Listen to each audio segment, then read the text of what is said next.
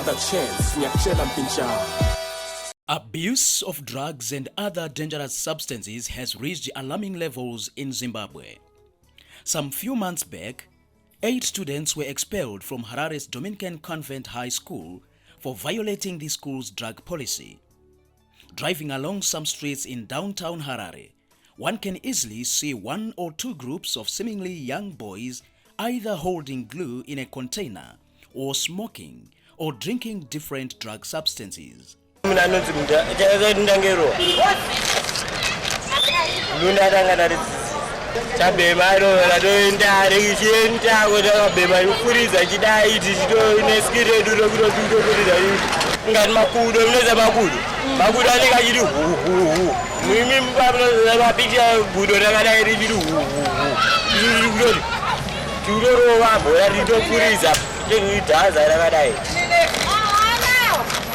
This is what has become of a good number of youths in Zimbabwe.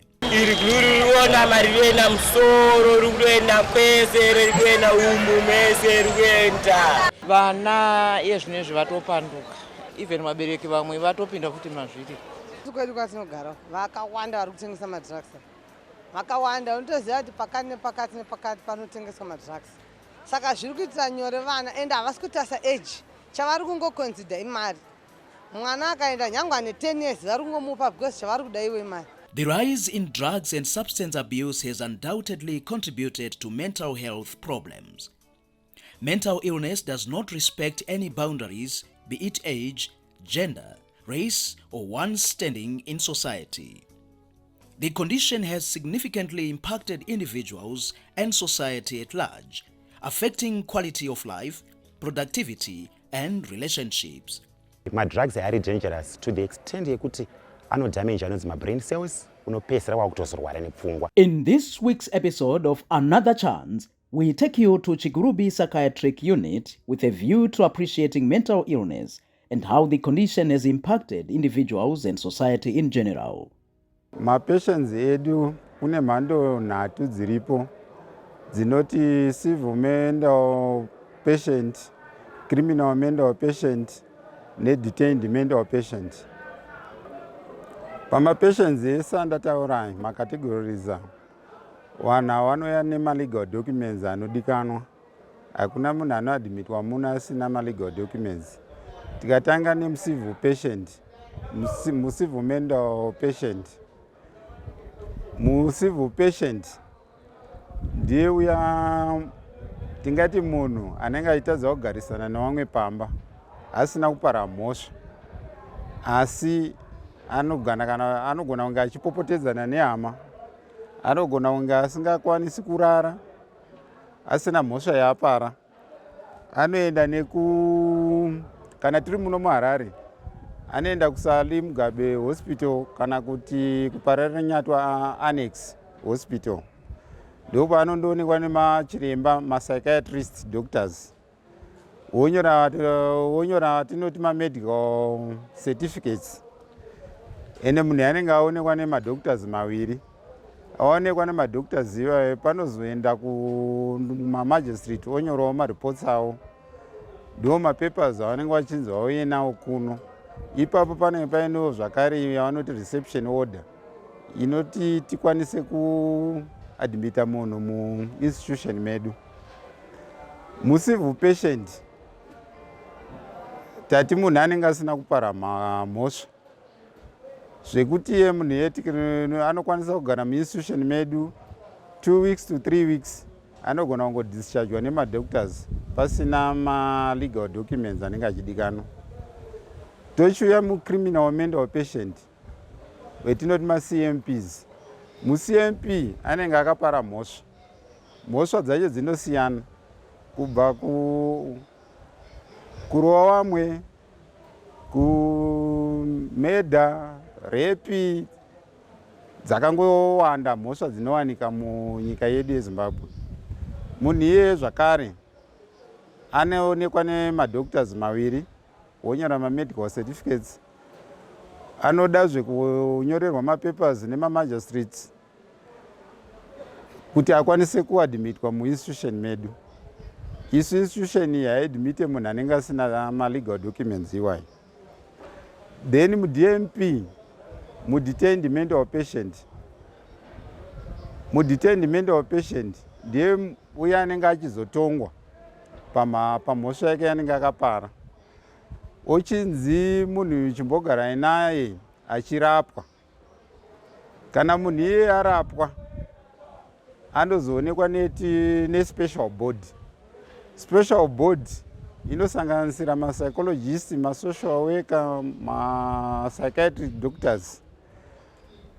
Vanhu ivava vanozonyora, vanozoita assessment ne-recommendation kune rimwe board ratinoti Mental Health Review Tribunal reku-Ministry of Health. Iro ndiro rinozoita ma-assessments ekuona kuti munhu uyu akapora anokwanisa kugara muno zvakare here achirapwa kana kuti oenda kumusha kwake. Ma-patients edu anobva ku-northern side of the country, kunova Manicaland, Marsh East, Marsh West, Marsh Central neHarare, anova 5 provinces ndo kunobva ma-patients edu. Holding capacity yedu panapa 150, asi pazuva ranhasi tine 336 patients. Another chance had the opportunity to interact with a particular group of inmates at the institution. The discussions unearthed a number of issues with regards to how mental illness developed and how the condition has significantly affected their general way of life, including their relationships. Chakaitika ndakanorowa mutoriro ndiri kubhesi nemafia. Ndarowa mutoriro ndadzoka padheni. Ndasvika mainini wangu andogara nawo munin'ini wamomsi waisa mvura muchikafu chawanga wasiya. Vandabvunza kuti ko mama, chikafu changu chamanisira chiri kupi? Chikafu chapera. Vandabvunza kuti ko chamaisa mvura ichi ndechani? Kanzi tangoti makoko plus atingoti pamwe nhasi hausi kuuya kumba patarara. Mangwana makuseni vandamuka ndichishaudha vanhu pamba. Ndanga kutuka mhomzo. Then vandaro vandiendesa kuannex. Vandasvika kuannex vandarambwa. Kanzi takumita zvokuti tomupai mapirisi kuti anomwera ari kumba. Ndapiwa kwese mapirisi. Ndaipiwa ndatadza kuipedza ndanga kutiza mapirisi padheni. Ndadzosera futi kuannex ndanga kuitwa zvemajekiseni, kubaya majekiseni. Ndabva kuannex vandazonzwa kunoko. Panapa ndakarelapsa. Ini ndinorwara neinonzi bipolar. Ndatanga kurwara 2008 up to now. Ende chirwere chakanzi it's a permanent condition. Ndine memory loss. Zvamanobvunza ndarokanganwa. Mati condition vanoti inomanejeka nekuva munhu anogara achifara angori panormal. Because haufaniri kufarisa, haufaniri kutsamwa, kuenda futi pasi kutsamwa. Saka inini zvandadzidzawo kuti ndofanira kungogara ndiri munhu asingapinde mumasituations ekuti unodzimara wazotsamwa kana kuti wazofarisa. That's how zvandadzidza panapa. Kuti ndizosvika mukati menzvimbo ino ndakanga enda kurwara nepfungwa mufukidza nekutora madrugs. Nokuti mukuzvarwa kwangu inini ndasina problem yekurwara, asi pandakazomboenda kuSouth Africa 2010 ndo pandakanosangana nemamwe madrugs andanga ndisingazive aitorwa muno muHarare. Saka pakuzobva ikoko ndaaffectwa nemadrugs aya ndakazotouya muno muZimbabwe ndakuda kutokanganisika njere. Kuno kuChikurubi ndakazouya due to mental illness or having hallucinations or the brain splitting in its form, that you are having voices that you're so forth someone when you're not. So you could even think of something that you're not. So they are hallucinations. That's what brought me here. Ndakatanga madrugs ndiri form 2, but izvinizvo zvakatozotanga ndapedza chikoro ndakagumira A level first term. Ndikasatsa kubhadharirwa mudharawo afa. It's an expensive school, saka zvinozobhadharwa kuti ndiproceed. But I was very bright in school. saka ndakangomirawo, and then 2014 zvakangotangawo kuti ndikunzwa mavoice, and then nanhasi it seems like it has even gotten better right now, because ndatomunhu ari relaxed. I used to be just walking around in society or community begging for smokes, but nowadays it seems like I have a life of my own somehow without voices, because you can't control yourself if you've got voices. So now I can control myself. I thank God for that. Another chance, nyakchela mpincha.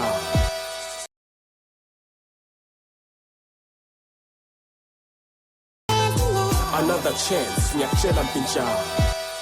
Central to the discussion is how drugs and other forms of substance abuse have created mental health challenges. It is worthwhile to note that there are other causes of mental illness apart from abusing drugs.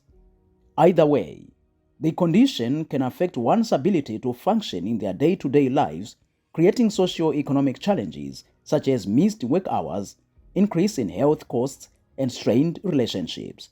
In it was just peer pressure to just think that maybe you can have a relaxation of the mind, but not knowing that it's damaging the mind itself. I just did marijuana, but it damages brain cells. I'm a witness of that. I'll never go back in the same pit.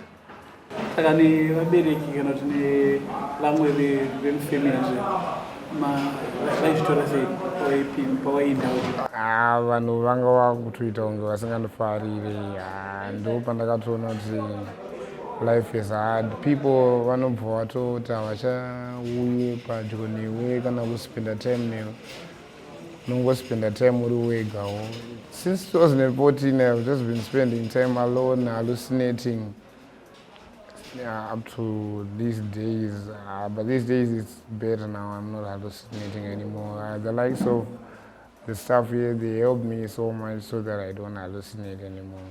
Ndiri kuSouth Africa ndiri munhu wekuti ndaigara ndiri ndega ndisina kadzi kana maparents, saka ndine mukana muzhinji wekuti mari yandaibata ndaigona kuishandisa zvanei ndichifunga zvanei ndichida.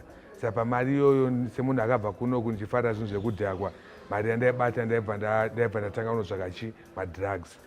Ikoko ndakasangana nemadrugs akafanana neheroin, majekiseni ekubayiwa patsinga, ndakasangana necrack cocaine, ndakasangana netiki, ndakasangana necrystal.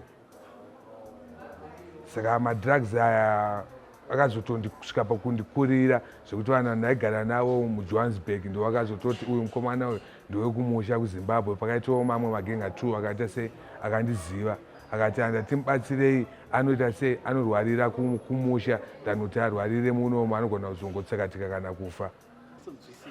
Condition hawainzwisiswa chose, because takatomboita family therapy, vanhu vaidatoda kuudzwa kuti no, mukomana paitodai so aitorwara, but vaingobatira nezvandaita kuti aidai, but kwangu kutorwara. Zvinoitika nechirwere chacho unoita kunge uri kuzviitisa, but unenge uchito wakutorwara. Ekutanga drug randatanga kurowa, ndakatanga kudzidzira mbanje ndiri grade 6 2014, ndo dzandakatanga kudzidzira, ndo dzandaitobhema pesa. Saka chakazoita ndipinde mumutoriro, musikana uyu ndakandimbonzwa malevel emutoriro kwete mbanje dzaurubhema idzi, ndo zvakazoita ndipinde mumutoriro imomo. Musikana ndakasangana naye muroad achitoenda kunotenga madomasi, ndamulaina ndamupfimba kuti abebe ndokuda ichichi kuti musikana wangu, akati kana neniwo ndakudawo, ina ndisingazivi kuti ndo zvaanoita. Achikazoita kuti ndizive, akazondichiedza kumba kwawo, vanditi uya kumba kwedu, ndaenda kumba kwawo. Ndasvika ine bulb nekasacheti kadiki kakadai so, kakaine matombo achangaita kunga sauti yemagodo. Vanditi ona izvi ndo zvandodhakwa nazvo izvi. Kati zvinonzi chii? Ndipakati inonzi guka.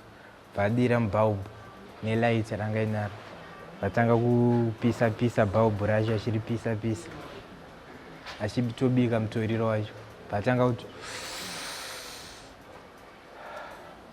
vanditopinda, vangokwetawo, ndomatangira ndakaita.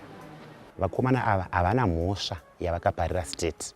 asi vanhu vanenge vachimisbehave vari kumba. Saka kana munhu amisbehave ari kumba anoendeswa kuannex kana kuSalem Mugabe Hospital oadmitwa ikoko. Then vekuannex kana vachinge vaona kuti munhu uyu haasi kuresponda kumedication kana kuti ari too violent, vanoenda naye kucivil court vopiwa inonzi court order nereception order yekuti auye kuno kupsychiatric, isusu tomurapa. Saka vatinava vanonzi macivil patients mainly vanenge vachitora zvinodhaka, ndo zvinokonzera kuti vazopedzisira vakurwara nepfungwa. Saka isusu tinovarapa kunoku, kana vachinge vapora vanofanira kuzotorwa nehama dzavo. Imagine being at an institution where you have been referred to for treatment and care. You feel you have recovered well and you are ready to go back home. Suddenly, there is a stumbling block. The people who are supposed to put pen to paper leading to your release are reluctant to do so for one reason or the other. You are stuck at the institution for days, months, and worse, years. This is the dilemma that some patients not only at Chikurubi Forensic Psychiatric Unit but another institution at Kami Complex in Bulawayo, known as Mlondolozi, find themselves in.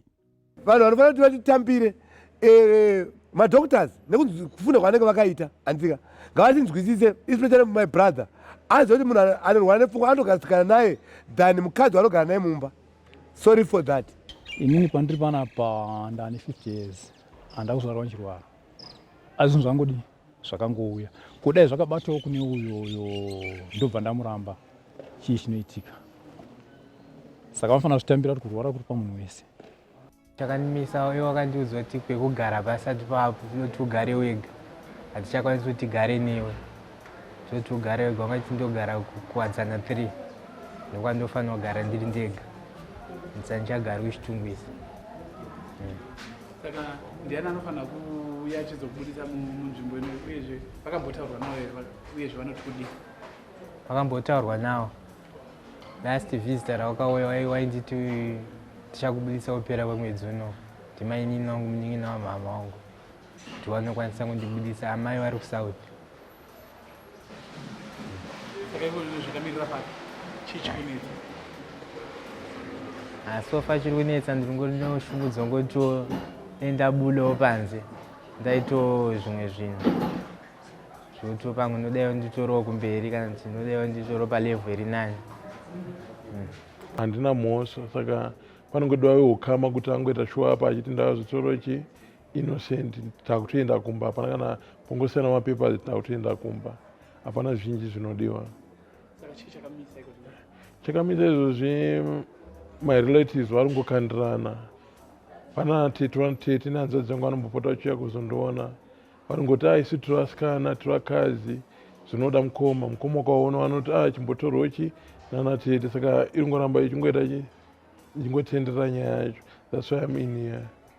Inini my parents vakafa vakashaya both baba namai, saka ndichigara ndega pamba baba namai. Saka ndopandiri kutarisira kuti ndinge ndichidzokera ndotozviita zvinhu zvangu ndozvishandira, I'm a driver. Saka ndotongotarisa kuti ndiende ndingotoro chendingoda kungobvisa panzvimbo panapa ndingonoiswa pavakanditora mababa wangu namai vangu. Chakanimisa kuti inini ndinge ndichienda panze, mutemo wenyika kana kuti mutemo wehurumende wakagadzwa kumaprisons, kune mapatients ari muprison, ekuti isusu hatigone kuti sei kudischargewa tobva tazviendera tega kudzimba dzedu. Tichinge tadischargewa nana chiremba vedu tinofanira kufonera hama dzedu kuti zvese zvititore tiri sevanhu vanorwara tigone kuenda tega kumba. Saka vanhu kana tadischargewa hama dzedu ndo dzekunonoka zozvitora zvekuti achimbomupai nguva mbogara ikoko, hasisati dzagutsikana nezvatakasiya tatadza panze, havasati vatiregerera. Ndakangoti ndiri pamakoni kuchitungwiza ndabatwa nevanhu panotengeswa mbanje, vaudzwa namai vangu through the judgments that I have not been well anymore, obva vatondiunzawo kunoko. Ndopandakato acceptwawo. It has now been 4 years since I have been admitted. So it seems like my mom is resentful of me because I'm a mental patient, but I wanted her to know that now I'm well, so she could take me back to stay with me, because I now understand that I hallucinate, so I'm not supposed to take drugs. So, yeah.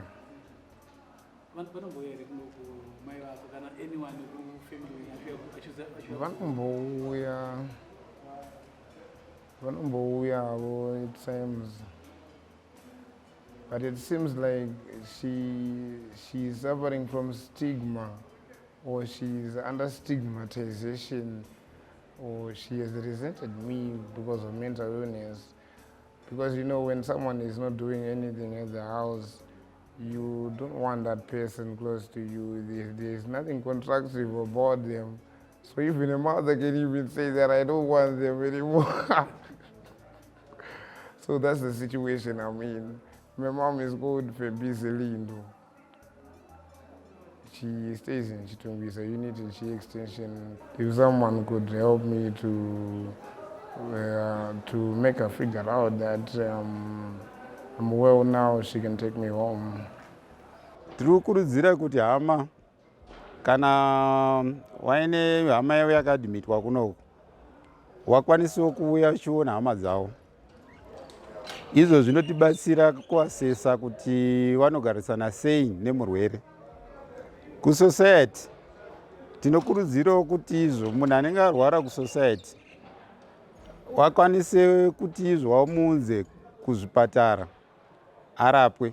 Kana anga akavhiringika pfungwa aenda kumakotsi, ngawakwanisewo kuona kuti munhu iye asvikawo panzvimbo panorapwa vanhu vane mental patient vanenge vapara mhosva.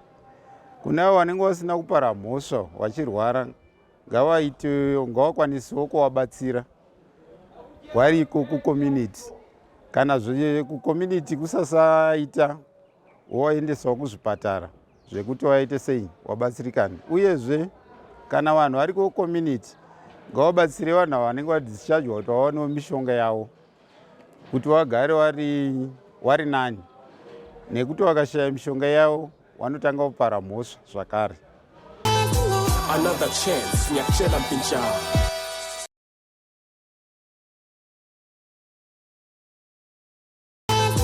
Another chance, nyakchela mpincha. Addressing mental health challenges requires a holistic approach, including education, advocacy, and collaboration among individuals, communities, and institutions. Increasing awareness and understanding of mental health issues promotes acceptance and inclusivity. Some personnel in the Zimbabwe prisons and correctional service are doing all they can to manage mental illness. Mental illness iriko inogona kubata imi, inogona kubata ini. Saka tinofana kuziva kuti mental illness iriko. Kana munhu achinge apora, ngavauye vaite sei vamutore. There are quite a number of interventions that we come up with. In fact, those interventions, they are customized and they are individualized because, as you all know, mental clients, they are not a homogeneous group. So when they come, we screen them, and after screening, we come up with an assessment. The assessment can either be informal or formal. When they are informal, we are looking at the mental health status. We look at the observable features. For example, is the person scarred? Does he have some tattoos? Is he smelling of alcohol, which can speak of intoxication, among other issues. Then we come up with our own assessment. Sometimes we use psychometric instruments to try to make sure that our assessment is formal and objective. Kuti mental illness iri paviri, pane kuzvitsvagira wega ndiyo iye kutora zvinodhaka. Kwoitawo mental illness yokuti unozvarwa wakadaro inonzi mental retardation. Handitika inongobvawo iyo kunyaya kuti wakazvarwa wakadaro. Handitika. Saka ndoudzwa futi kuvanhu kucommunity kuti veduwe mental illness iriko. Ngatizame nepatinogona kusapota varwere vepfungwa. Mental illness inongobata tese. Kana munhu achinge adischargwa ngaatorwe mugare naye kumba muchimupa mishonga kweupenyu hwake hwese. Uyezve ndinokurudzirawo kune vanhu vari kunze uko kuti kune vanhu vasiri kuziva ma-mental patients avo oro munhu anorwara nepfungwa amusingazive kuti akaenda kupi, tinokukurudzirai kuti muuye kuno kuChikurubi Psychiatric Unit mutsvage hama dzenyu, nekuti vakomana vazhinji ava havazive mafoni namba avo. Saka rinove dambudziko futi kuti pavanouya pai hatigoni kukuzivisai kuti munhu tinai. Whereas some mental patients are offered societal support leading to their healthy recovery, others are stuck at the institutions. It is a cause for concern if some patients have no clear backgrounds, such as the case of one Takudzwa Mano, who is at Chikurubi Psychiatric Unit. Takudzwa Mano akabatwa mugore ra2018 kuMbare, apinda mumba memunhu achibva asungwa nemapurisa. Then pavakaenda naye kukoti vakaona kuti Takudzwa Mano uyu anorwara nepfungwa, achibva aunzwa kuno kuChikurubi Psychiatric Unit tichibva tamurapa. Iye zvinezvi ava right. Saka akadischargwa mukati menzvimbo inoyi muna 2019. Asi hama dzake hatizive kuti dziri kupi Takudzwa Mano uyu. Tichimubvunza isusu kuti unobva kupi, ari kuti iye ndinobva kuGokwe kwaJiri. Saka tinokumbirawo kana kune vanoziva kuGokwe kwaJiri munhu anonzi Takudzwa Mano avasiri kuona kuti ngavauye kuno kuChikurubi Psychiatric Unit. Takudzwa Mano tinai kunoku, ngavauye vamutore, ava right pari zvino. Saka haasi kukwanisa kutaura kuti sabhuku wake anonzani, kana kuti anobva muvillage ripi, kana kuti chifu wake anonzani, munhu anotonetseka nekutaura. Saka I'm appealing kuna anyone vanozivawo mukomana uyu anonzi Takudzwa Mano kuti ngavauye vamutore kuno kuChikurubi Psychiatric Unit. Join us again on the next episode as we continue with the stories on mental health patients and how some families are struggling to cope with the condition. My mom is stigmatizing mental illness. She does not like people who are mental. She says that they are harmful, they end up beating them up. I miss Kushinga. I love him. He's my son. But kugasana kwacho kunoshati nzwisane papfungwa apa ndipanonetsa. For now, Kushinga kutori best kugara kuChikurubi. Because I had broke the door the other time. And the other time it was the same issue. They just framed me of rape. Chakaita kuti nditi hangu Kushinga ngagara muChikurubi ende Mwari vandiregerere. Zvinondirwadza kuti ndinomubereka nditi kuti ndobereka mwana wangu ini kuti agare muchipatara. Kushinga akanipindira mubedroom. Kushinga wanted to have sex with me.